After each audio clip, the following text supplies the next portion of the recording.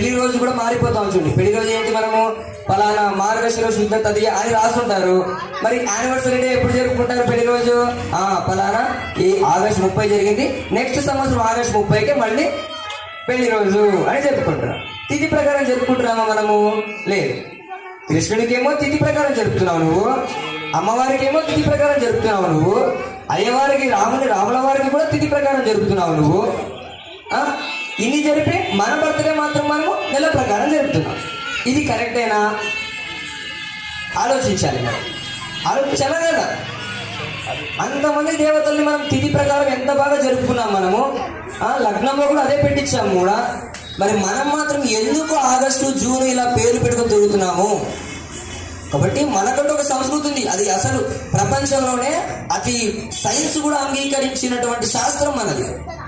సైన్స్కి అంతోపాటు అసలు సైన్స్ ప్రకారం కూడా ఎంత కరెక్ట్గా లెక్క కట్టి మన శాస్త్రం ఖచ్చితంగా చెప్తోంది.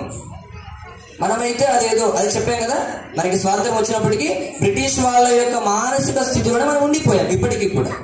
కాబట్టి మన యొక్క జన్మదినాలు కానీ, వివాహ మహోత్సవాలు కానీ, లేకపోతే పెద్దల యొక్క పండుగలు కానీ, ఇలా అన్నీ కూడా తిథి ప్రకారము మనకంటూ ఒక కాలమానం ఉంది.